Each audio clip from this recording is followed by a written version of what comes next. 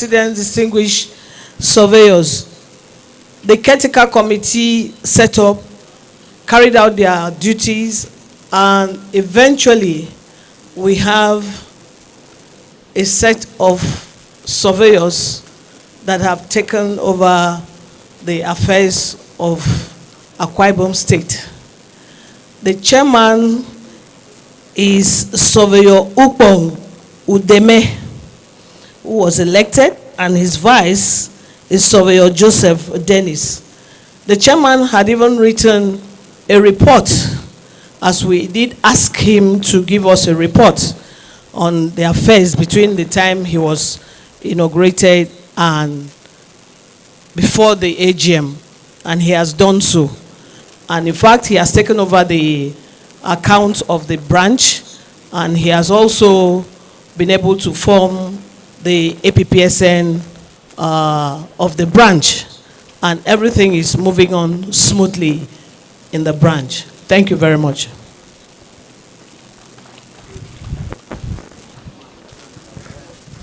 Yeah, thank you very much.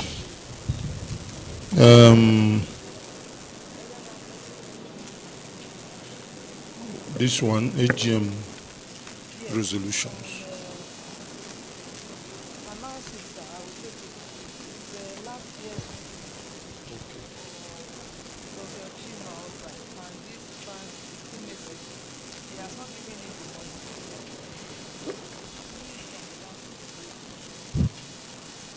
AGM resolutions on Ethics Committee report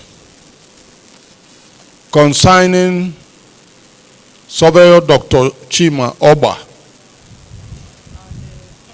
and Frank, who? What's the name?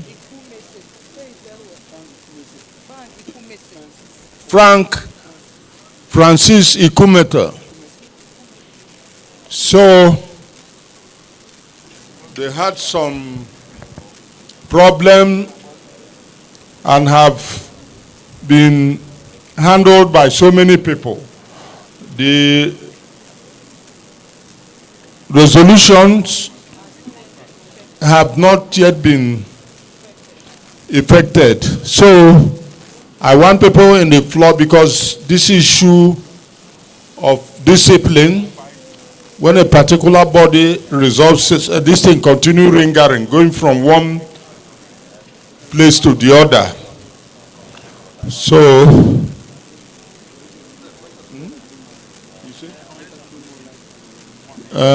the Secretary General throw more light.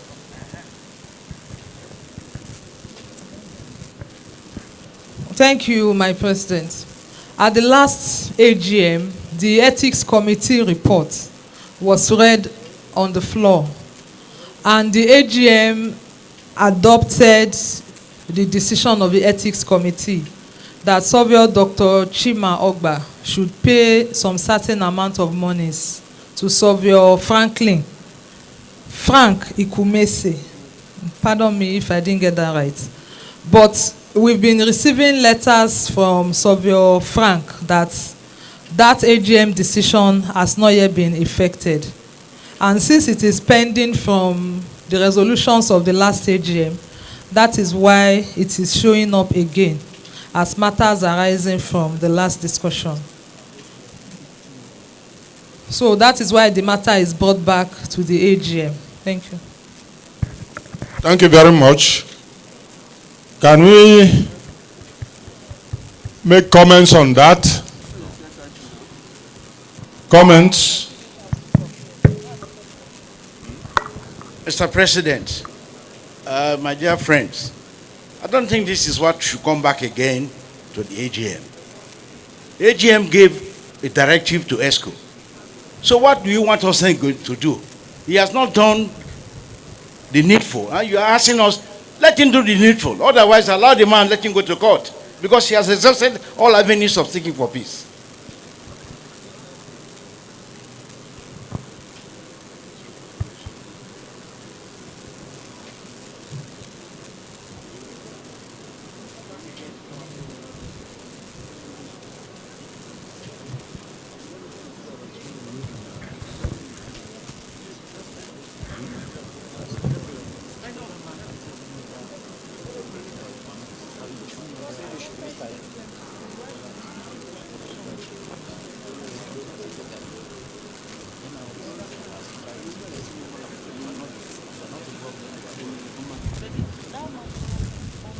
Okay. Thank you, my past president, for your contribution.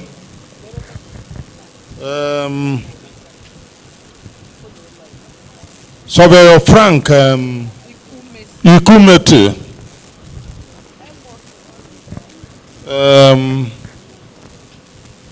have waited for some time because all the people that handle that matter asked Surveyor Dr. Chimobwa to go and pay him. Now, since up till now he has not paid him, let Surveyor Frank take any legal action he can take against him and recover his money. Can go to court because he has explored all internal resolution. So that's what should happen. Are you saying something? Who is raising his hand there?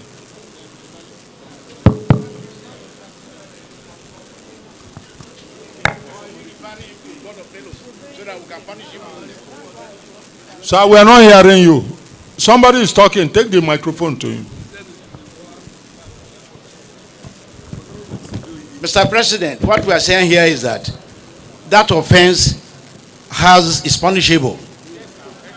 That is ethics committee. And you know what the ethics committee can do. Either you punish him yourself or you forward him to SOCO. But if you cannot do that and you want the Board of Fellows to deal with it, tell us and then we'll know how to put our house in order.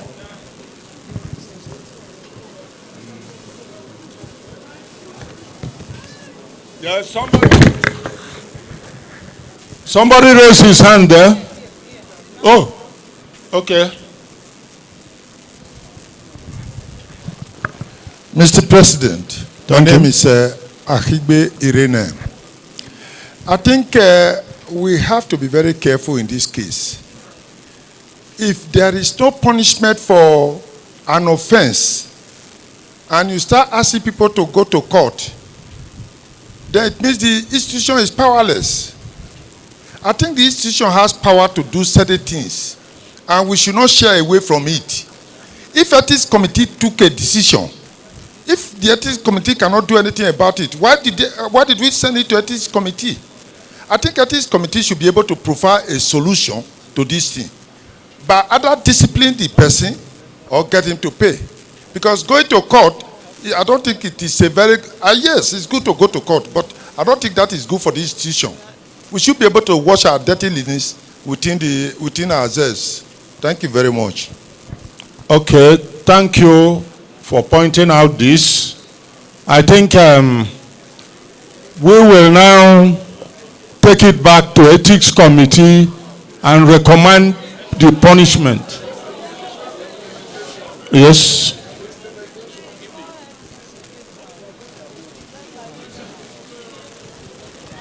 President and the ESCO, I happen to be a member of the ethics committee that sat on this case, and there were recommendations that were made.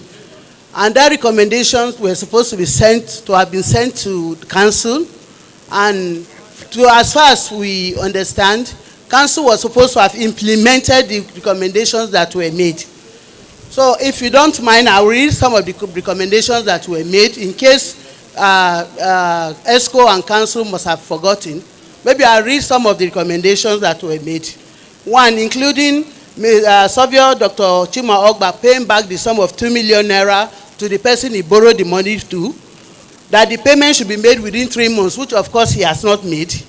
That a letter of reprimand should be sent to Surveyor Dr. Ogba from NIS, and Surveyor Dr. Ogba should as well pay 500,000 naira administrative costs, costing the institution, because we sat for several weeks on this case and other ones, that he should pay money.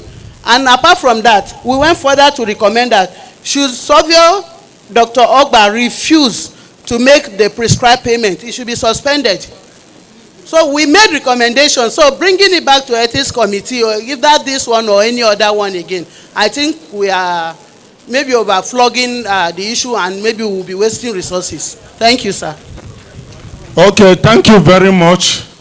I think the ESCO will now implement the recommendations you people have reached, ranging to the extent of suspending him from the institution.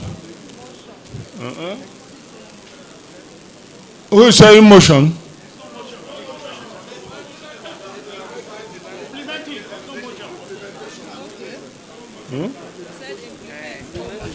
So,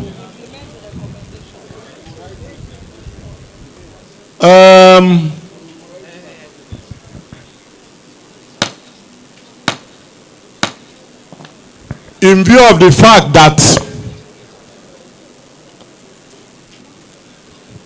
the internal mechanism of conflict resolution have been given, and the refusal of Chimoba to comply,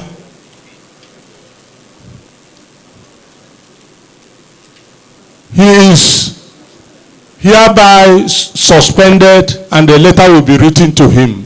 Thank you very much.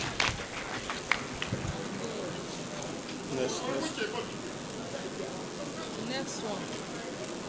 We have taken this one. So this is where we are. Call Barrister Ogbebo to take this one. To take what? Business of NIS State Branch and Sub. Okay. No, we have taken the decision on that.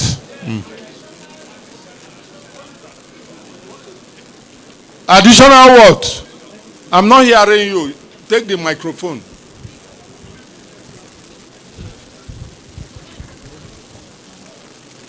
Thank you, Mr. President. I will be quick.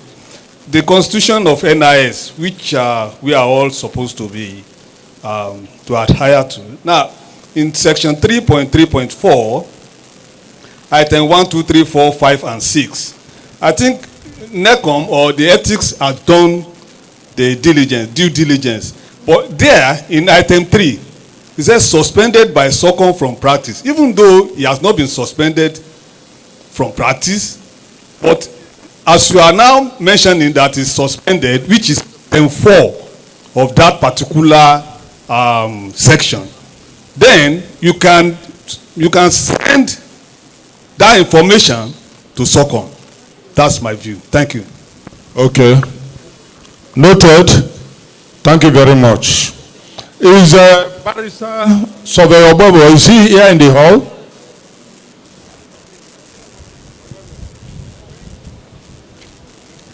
Barrister Surveyor Obebo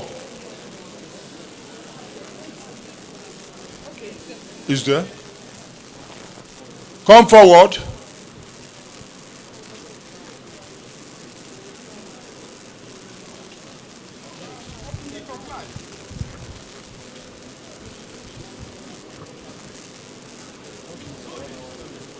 So he's going to handle 7 II, NIS state branches and subgroup bylaws.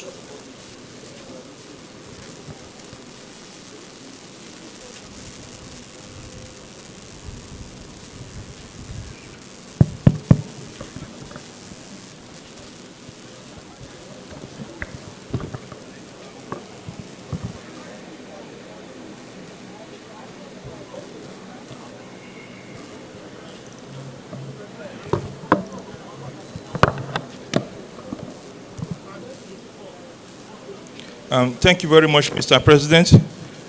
Kindly permit me to stand on the existing protocol. Good afternoon, everyone. This afternoon, very briefly, we shall be looking at what I call understanding the NIS Constitution and bylaws, rights, responsibilities, and governance. The intention of this is to make the this August assembly understand the concept, the relationship between the NIS constitution and the bylaws. The reason is that we have over time have serious issues in several states because of the fact that the constitution and the bylaws have been used and abused. So in the circumstance, we'll just look at some issues briefly. Objectives of this presentation is to understand the legal status of the Nigerian Institution of Surveyors, the constitution versus the bylaws, rights and responsibility of members, and governance and best practice. Now, the legal foundation. Section 40 of the Nigerian Constitution guarantees freedom of association. The NIS is therefore a voluntary professional association recognized by the Second Act as the umbrella body of all survey personnel in Nigeria. That being said, the NIS protects members and advance the profession, that is welfare, that's the scope, while SOCON regulates the professional registration and practice itself. The equities are not equal. Now, NIS and its subgroups have no legal authority whatsoever to prevent, to restrict, or otherwise interfere with the right of any registered surveyor to practice anywhere in Nigeria. Such regulatory and disciplinary powers are vested exclusively in SOCON in accordance with the provisions of the SOCON Act. This becomes very clear, incumbent that we bring it up because in several states we have seen instances where NIS, even APPSN, will come up and say, oh, they suspend the surveyor from practice, and they say they have signed the bylaw. It is not done. You know, the powers doesn't belong to you at all. Then the constitution and bylaws. The constitution is a fundamental legal political framework for how an organization is governed. The bylaws are the functional rules used at the local level. They are subordinate, you know, to the constitution. The NIS constitution is supreme. The bylaws operate to establish the intention of the constitution. They must never be in conflict or expand the intention of the constitution. But we have a major challenge. We have had a major challenge about the bylaws. And what is that challenge? Over time, we are all surveyors. The concept of making bylaws is also the same concept of making laws. We are not trained in the makings of the law or legislative drafting. That is why over time, when we make laws, because we are surveyors, in law, surveyors are illiterate as far as law is concerned. Illiterate in law does not mean you cannot read or write. It means you don't have a knowledge or skill in a particular field. We are surveyors now. When it comes to medicine, we are illiterate. When it comes to pharmacy, we are illiterate. That's the definition of illiterate in law. So that being said, it is always appropriate that whenever we are preparing laws, one way or the other, we need to ensure that we don't just dabble into it because it is not our field at all. So this has been the major cause of our problem over time. Now, what are the characteristics of the bylaws? The bylaws carry out kind of delegated authority. The bylaws cannot be created independently. It has limited jurisdiction. It doesn't have an expanded power. It is subordinate to a higher authority. It is subordinate to the constitution of NIS itself. It is enforceable provided it aligns with the superior authority. Then it must be clear and specific to bring out the intention of the constitution. Now, the structure of the NIS. We have the AGM. This AGM is the highest apparatus of the NIS, followed by council, followed by NEC, followed by state branches, and then the subgroups. The state branches. The state branches operate via the constitution and the bylaws. Then the state NIS bylaws must conform with the NIS constitution itself. Then also the national, we have subgroups. These subgroups are the national level and at the state level makes bylaws which must align with the constitution and which must align with the constitution. That being said, these subgroups can never, because they are subsets, that APPSN, WIS, YSN, and the NAGIL, they are subsets of the NIS. And like they used to say, you cannot outshine the master. They cannot supersede NIS. Now, a very important thing, they cannot sue or be sued in their names because they are not juristic person. The law does not recognize them. Now, there's a problem we do have, which is causing serious issue in our institution, which we need to pay attention to. And what is that? I call it maintenance of proper hierarchy. To maintain proper organizational hierarchy and uphold the dignity of leadership positions. A person who has previously served as the NIS state chairman, which is the highest position at the state level, should not be appointed or elected as chairman of a subgroup within the same or another state. Because that in itself is a step down, it's a demotion, which is a serious problem to leadership structure and may undermine the established hierarchy of the institution.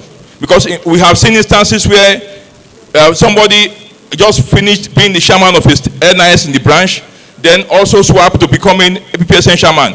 It is not in the interest of the NIS constitution. We need to make it stop. What they are expected to do is that they should be engaged in their capacities, advisory, mentoring, and senior leadership role, instead of going downward and become answerable to somebody who was formerly below them in cadre. Now, rights of members, participation.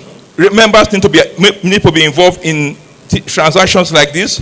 Voting, we are eligible. They have right to vote. Fair hearing. Wherever issues happens between parties, one way or the other, they have right to be heard.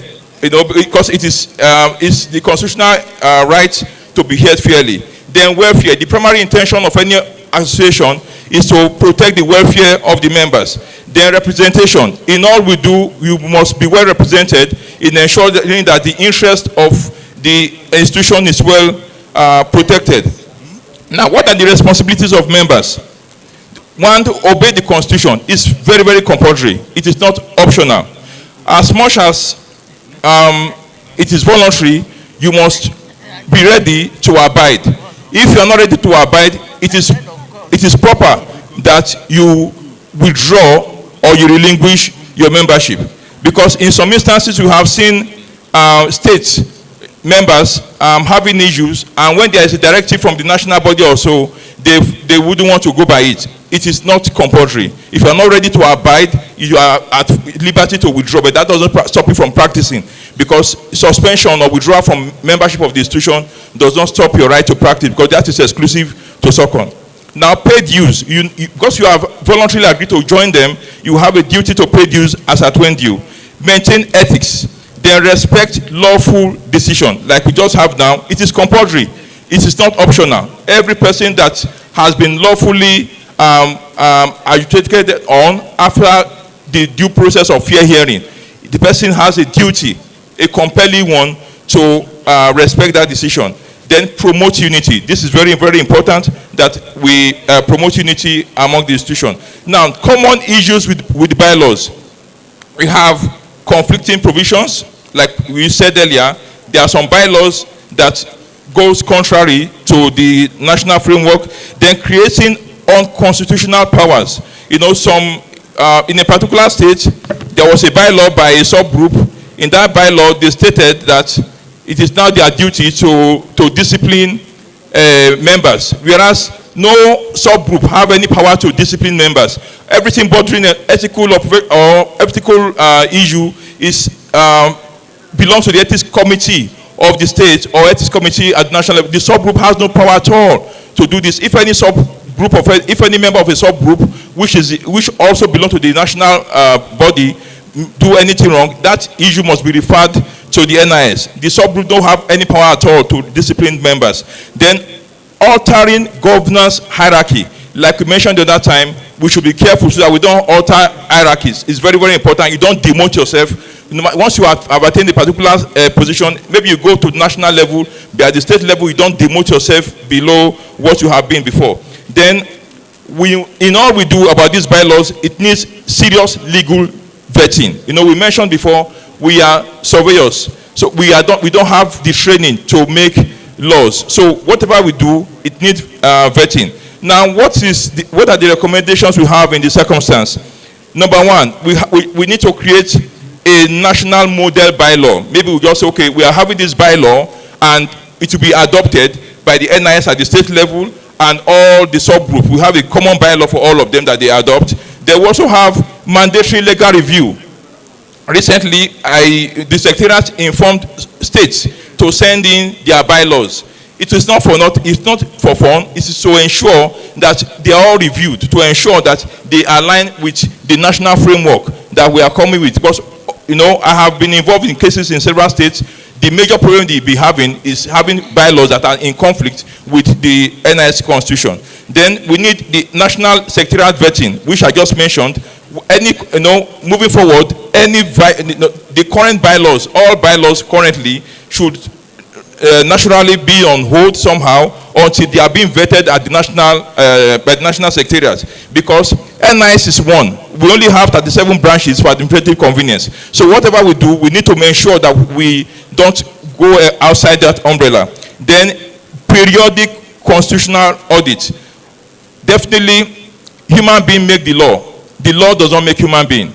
Over time, our constitution is already due for review, even though it was reviewed not too long ago, but so many things were not right in the constitution itself. But then, until it is reviewed, it is correct, it is binding. So in this circumstance, it should be I will advise that we make efforts to review the constitution, as it were, to really correct some areas, because in some states the national constitution itself, the NIS constitution itself, created some problems in some states, like we have witnessed recently. So in conclusion, we have one constitution, we should have consistent bylaws, we should have strong institution, and we should maintain good governance. I thank you all for your time.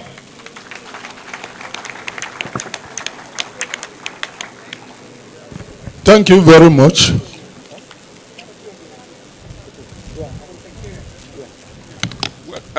This presentation, I will share with the Secretary so that it can actually go around. Thank you. Thank you very much.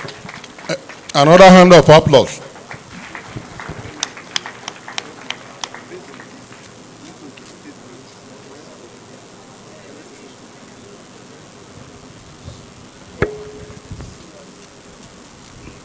My President, just to add to what he has submitted, the National Executive Council have earlier sent letters to state branches and subgroups to submit their bylaws for harmonization. We have just received from just 4 state branches and I think one subgroup. So what we are saying in essence that we are now at the AGM.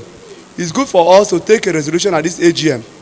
For those state branches that have not submitted, and a subgroup that are not submitted, what do we do to them? What time do we give to them? Because in so many instances, like he has mentioned, we have state branches bylaw that conflict with that of national. And this has resulted to court cases which we don't want to continue. So the AGM is now open to make deliberation in this regard so that they can also be communicated on the resolution of the AGM in this regard. Thank you.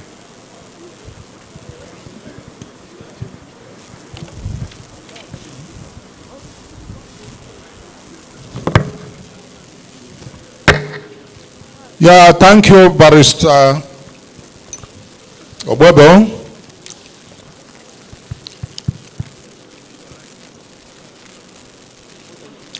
Number 8.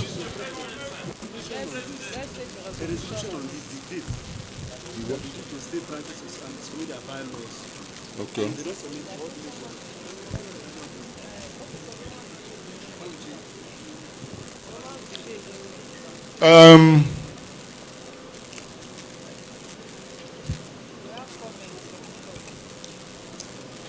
Comments? Okay. Thank you. Surveyor C. Ayenwabiche. Mr. President, while commending the erudite presentation by our lawyer, I would like to suggest that we formally adopt that presentation as a document of NIS so that we can discuss it. And I will urge the presenter to immediately forward it to the secretariat so that they will have a document. Because the tendency is that we will discuss this thing and it is not recorded anywhere. Thank you. Thank you, sir. Thank you very much. Mr. President, sir, my name is Lukman Gbadama, CFNS from Ogun State. I hereby second the motion adopting the...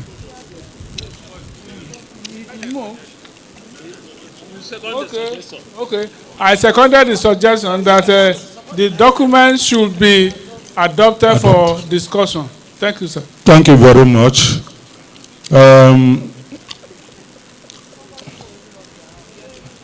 Yes. My President, sir, thank you for giving me the opportunity. But I want to advise, let us not, because of the annoyance caused by rat, and burn down a building. Because when the fire erases, the rat might look for an opening to run away. We will all stay homeless. Having listened to Barrister Webo, I think NIS has no powers to do what we want to do now, so that at the end of the day, we will not end up paying monies. We can make recommendation. You can't beat a child and ask him not to cry. If Surveyor Fra 6 fails to go to court and Dr. Shimoba decide to go to court, are we going to infringe on his right? It's just a question for us to brainstorm on. Thank you.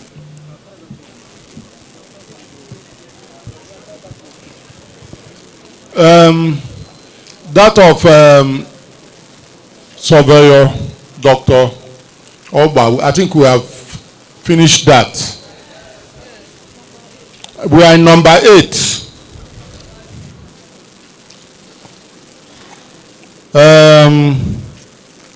Confirmation of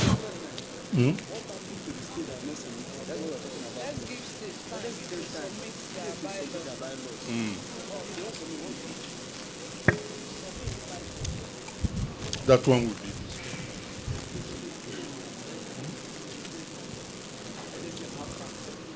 Okay, we are giving some states who have not submitted their bylaw to do that on or before 2 months. On or before 2 months.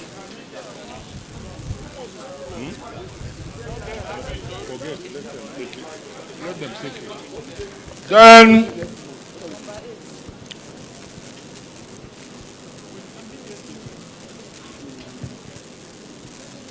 so let's make this thing for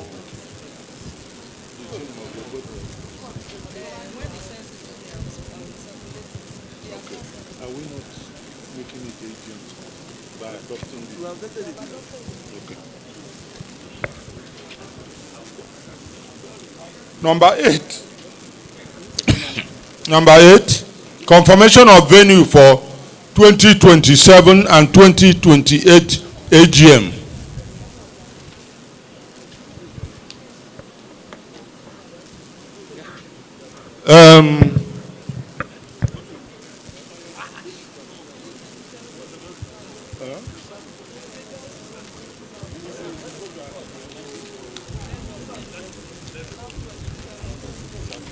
By the present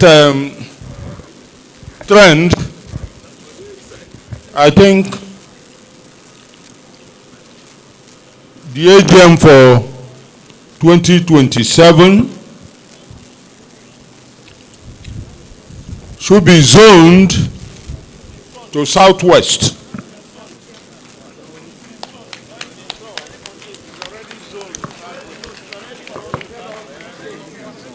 You see? No, I'm mentioning it now.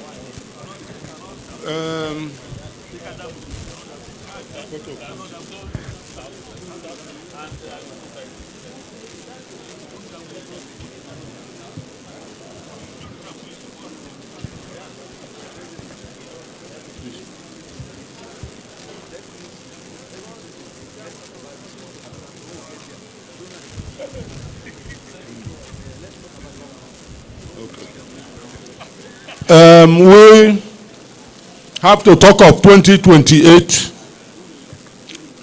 in due course.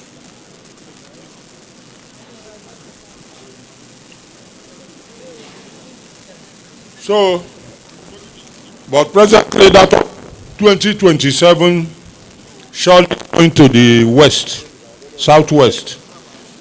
Number 9, any other business, AOB. Yes?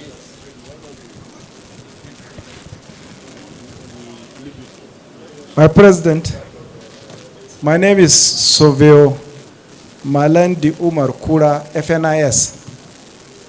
As chairman of the Northern Surveyors Forum, I just wanted to know about the Northern States bags. Thank you. The Northern State bags.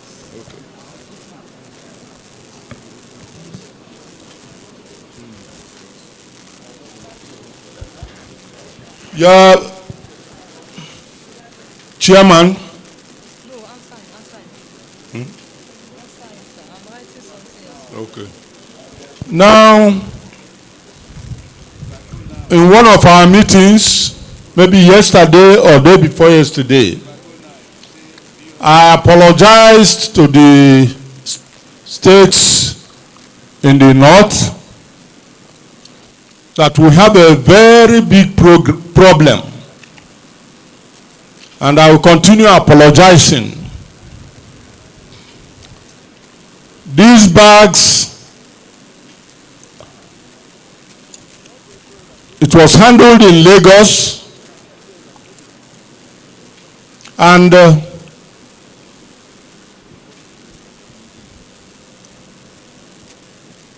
my secretary was told to contact a driver that will convey it a week to the AGM, which she did, and was tracking the vehicle up to Bida. I hope Bida is in Niger State. And after some time, he could not get the number. The number of the driver is no longer going. At a stage, we made sure, when we due to the tracking, that he has entered into Kano State territory. From there, since then, up till now, we have not gotten the driver on phone.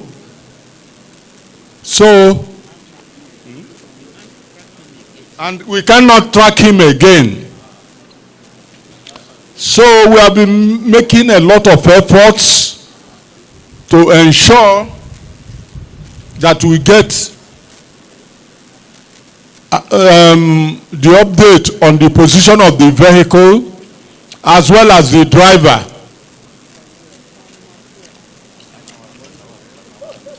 We went as far as contacting the husband of the Secretary General to instruct him to go to the park at Lagos where they took off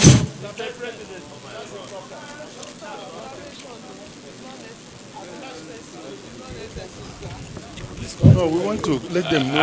Mr. President, I want to plead with you that in trying to speak as Surveyor CIY Bichir, I recognize your authority as our president, but I will plead with you that you have already told us that the vehicle was tracked up to a point and you lost contact with that vehicle. So the other issues that border on domestic affairs may be skipped. And I want to also state with the greatest respect, sir, I've heard you say 2 times, my secretary. I want to believe that the person sitting by your left is the Secretary General of the NIS. And I think we will continue like that. Thank you very much, sir. Okay. Thank you. So, we will do all we can to get the bag. Our problem is, let it be that nothing happened to the driver. Let's hope he's still alive. And even if we end up not seeing those bags,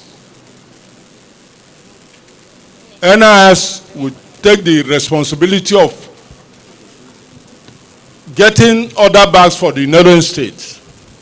Because the success of this AGM lies on the way the northern states rallied round up to this extent. And we are so grateful for their hospitality. And we cannot, the issue is that this one is behind, is above our distance. We don't know what to do. So we are making efforts that we are going to report here, report the matter to the police here, as well as in Lagos. So that is the situation. Please, we are pleading, we are apologizing for such incident. And